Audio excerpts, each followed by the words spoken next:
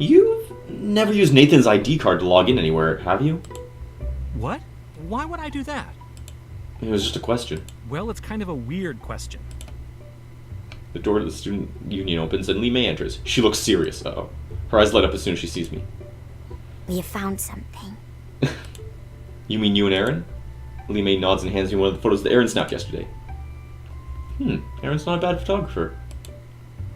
Wait, was this was taken yesterday? I don't remember seeing that bike. Someone must have been in the tower when Aaron took this. Oh, is that one of Aaron's photos? The bike's around campus! He's a little overzealous sometimes. I can ask him to tone it down if you want. Actually, I point at the bike in the background. Is there any way of telling us who uses the campus bikes? Not really, man. I mean, it's not like we tag him or anything. Sorry. Wish I could be more help. Lee May frowns and takes a step towards him. No. Huh? Is there anything you're not telling us? Sean laughs nervously. It's nothing important. Just, If it's not important, you shouldn't have any problem telling us, right? Well, that bike's from one of our older fleets. I don't even know why you'd keep that a secret. And? When the first fleet started getting worn out, the school sold them off to students. That was maybe 5 or 6 years ago. My family donated a new set, but they're a different color. Wait, if that's the case... My mind is churning. There's only one person who could have been at the bell tower during the time Dr. Johansson was killed. Lee May and Sean stare at me expectantly. Oh, he said 5 or 6 years ago, and, like, only one person was around that long ago, because they were explicitly sold to students, so... You have it. What's up, man? I know who the killer is. What killer? Dr. Johansson's! Hang on. You're telling me someone murdered him? Someone definitely murdered him, and Aaron managed to capture the killer's bike in this photo. You sure of that?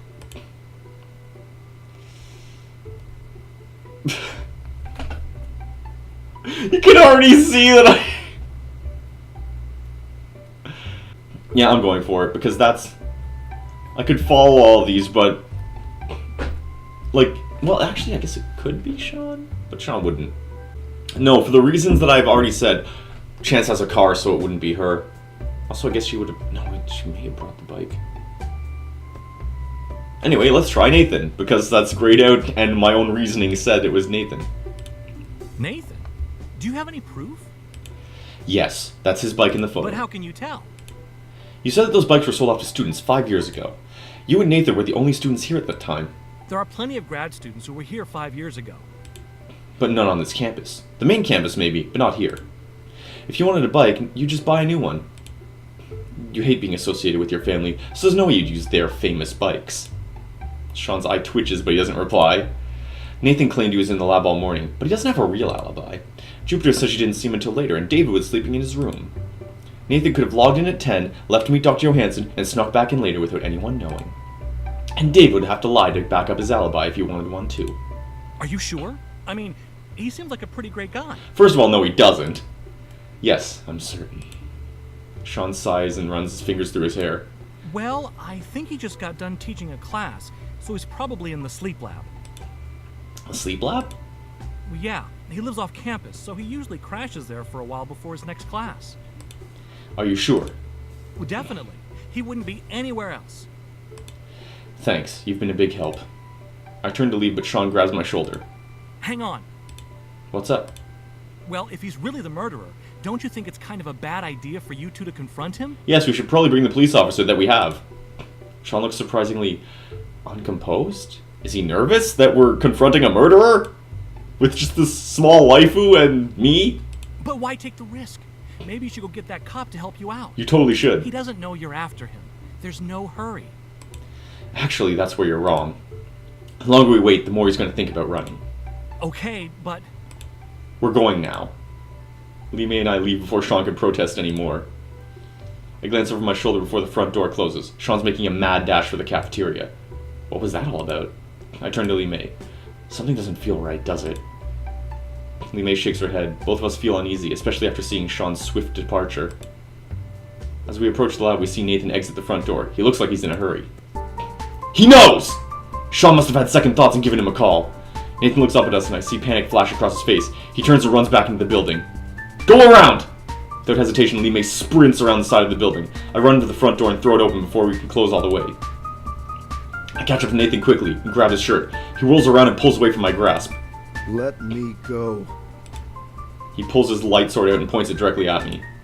You can't threaten me with a prop sword. With a determined grunt, Nathan smashes the blade of his sword against the floor. The end shatters in a small rain of glass shards. He points the jagged glass blade at me and turns it slowly. The sharp end glistens in the bright light. Let me go. Okay, I may have spoken prematurely. Oh, I've gotten this ending before. I take a slow step towards him. Can you just tell me why you killed Dr. Johansson? Nathan glares and tightens his grip. Don't mourn him. He was a coward, too afraid to make use of the power he had. What anime villainy is this? He didn't deserve to have it. What are you talking about? He wasn't like the heir to the number 2 headband or something. I don't know why I thought of Afro Samurai when I was reaching for some sort of named anime power, but I deserve it more than you. I'm not trying for it! Nathan races towards me and swings his sword at me. I jump back, but the glass tears into my shoulder. I clutch my shoulder and feel something warm between my fingers. I hold my hand tight against my shoulder to slow the blood and try to ignore the sting.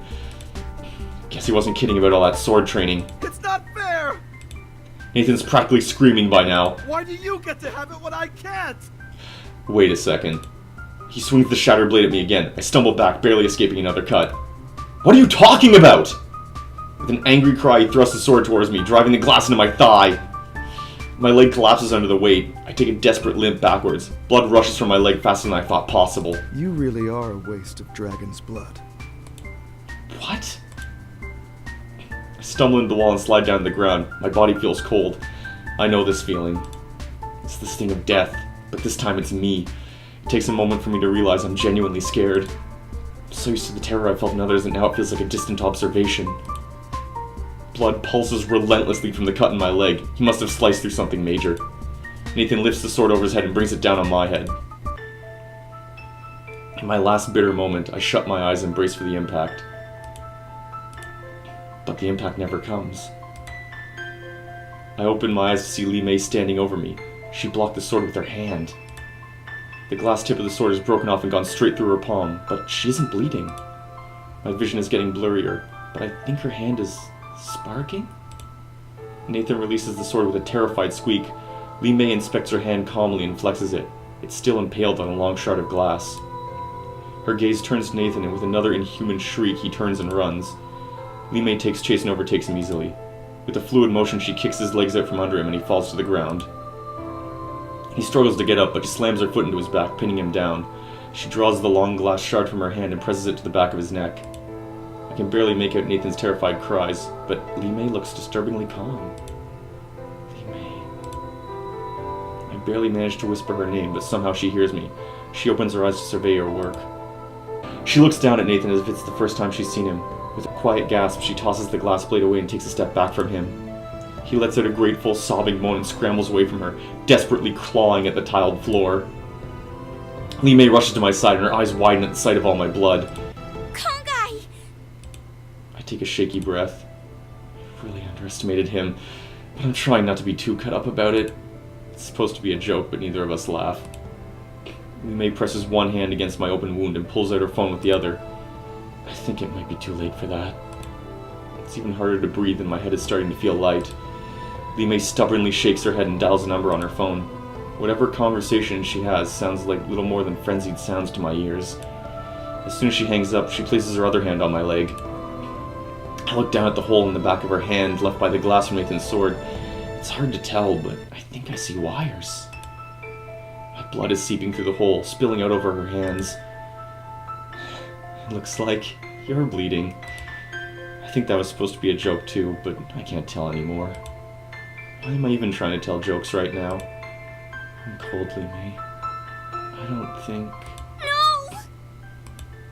Lee May cuts me off with an emphatic cry. Don't go! You can't go! Her body shivers, and I realize that with all my blood on her, she's probably having a hard time even staying conscious. If you go, I'll be sad.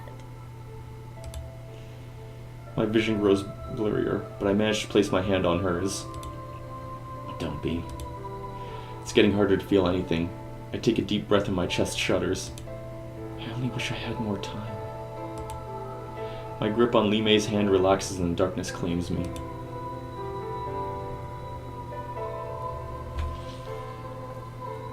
Yeah, that's a bad ending.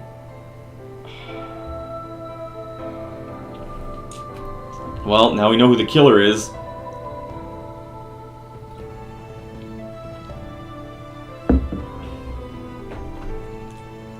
I guess I should try again.